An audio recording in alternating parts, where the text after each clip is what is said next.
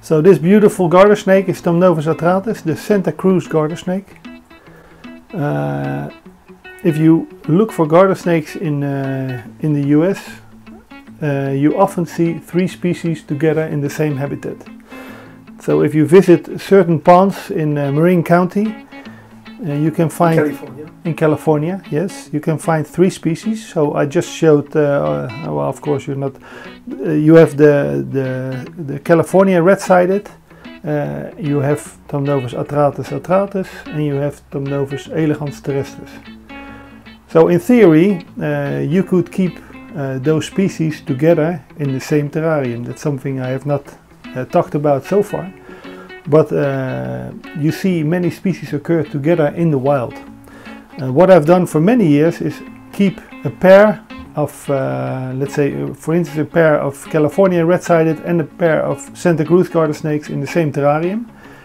If you keep a pair of both, in 99 out of the 100 cases you don't see hybridization. When does it go wrong? When, for instance, the female atratus dies and then the male has no other option, and then he tries to mate with the California red-sided. So of course there is a risk,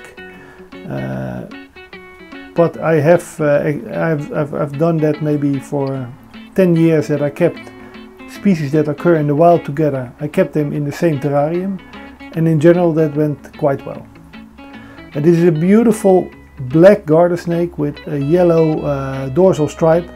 It's very unique looking, and in my opinion very beautiful.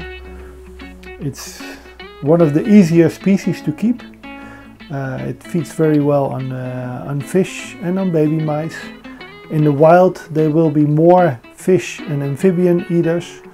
Babies can also be kept on except the worms, and they need hibernation of 2 to 3 months. So they are highly aquatic too? They're highly aquatic, yes. So we often find them in the wild, tell me if I'm telling wrong, but we often find them in the wild next to rivers. Yes, and on little so lakes. They hide in the rivers to, well, river is really the location where they feel confident about. Well, that's the place where they find the food. Yeah. Yeah. Yes, the stripe can be yellow, but also orange, isn't it? Yeah, sometimes some are more pale yellow, some are more orange yellow, some are almost orange, true orange. The thing is that garter snakes in general are extremely variable. So if you look on the internet, then just the other day you have THAMNOPHIS elegans vagrans, which is a grey snake with 3 yellow stripes, more or less. And now there seems to be an area in the US where they are more eretristic. So then they are grey with almost 3 red stripes. So there's probably a lot of let's say natural occurring morphs that we don't even know about. Yeah, that's right. The variation is enormous. Okay. But so it's a very docile, beautiful snake. They need hibernation, yeah, so just like the California red-sided, 2 to 3 months. And which month would you recommend in captivity? The coldest one? What do you mean? Well, I mean, for example, so 3 months from November to January to February. No, that doesn't really matter that much. But I would aim it somewhere in the winter. Okay. But as I told you earlier, some of my snakes are already hibernating. Yeah. So you have to imagine that some snakes have a hibernation period of 6 months, 7 months, and they're only active for 5 or 6 months. Yeah. So if you start them 1 year up in January, then by July, August they start to get restless already, and then you're already obliged to put them in hibernation. But if you hibernate them only 3 months, like I usually do, sometimes 4 months, then it means that you take that species the next year already in December out of hibernation. So the hibernation tends to shift if you don't follow the real length, and I recommend not to go too long. A good signal is to observe the snake. And yeah, if they say, hey, I'm stopping with feeding and they are not so active anymore, okay, that's the time to hibernate them. Very nice.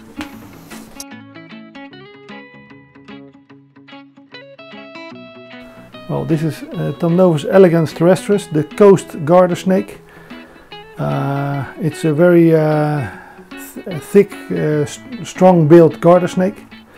This is an adult female, probably 12 years old or something like that, and still reproducing. This is what you call the red morph, although this one is not extremely red. Elegans terrestris red morph occurs in various shades of red, and you can have them bright red, but 80–90% of a population is often in darker specimens. So this is a normal coloration of this subspecies, and this one occurs together with the California red-sided garter snake, the San Francisco garter snake, and the Santa Cruz garter snake. So these three species can be found in exactly the same habitat. This one tends to be more terrestrial, so they live further away from the water, and they are known to feed on more on mice and on birds, on slugs, prey you can find further away from the water. Often you find wild-caught specimens with a lot of scarring, and very likely that has to do that they're hunting in how do you say it, in the holes that mice make, and then they're probably attacked by big mice sometimes, or they bite them in the nose. So this is why that scars. Yeah, but this one is really by nature, this is really one that feeds strongly on mice and can be kept very well on mice. You have to be a little bit careful with these, that they are known sometimes to be cannibalistic, but I have to say that I keep them in a group of 1 male and 3 females, or 1 male and 4 females, and in all the 10 years that I've kept them, I've only seen 1 case of cannibalism, so it's not something they do all the time. So but what is going to create that cannibalism, you know? Is it because there is a lack of food? Is it because just well, that's a question you never really know. Of course, but that's with every garter snake, and that's something we didn't discuss, is that if you keep them in groups, often they want to go for the same prey, especially if they're hungry. And especially if the females are pregnant, some species can be very aggressive on food. And so when they grab the same food source and one is much smaller than the other, they easily eat each other. Yeah. So you always have to be there when they are feeding. But to separate them. To separate them. To cut the prey in half. Yeah. So or to cut it in half if you still can. But often that's dangerous because they move very wild, so if you're going to cut with a scissor you might cut them in the head or whatever, so it's better not to do that. So what you do in such cases is just take the 2 snakes and separate them? Yeah, separate them, so either you grab them by the head and you just open the jaws, or you just knot them on the head a little bit, or often when you grab them they let go. Of course then they grab your finger because they're very hungry and they want to eat something. But a very nice species, and it's getting rare again in captivity. In the past several people had them, but there are not so many people keeping those anymore. So I lost my breeding male this spring, but luckily I had kept a young male. So hopefully next year I will have new babies again. Nice.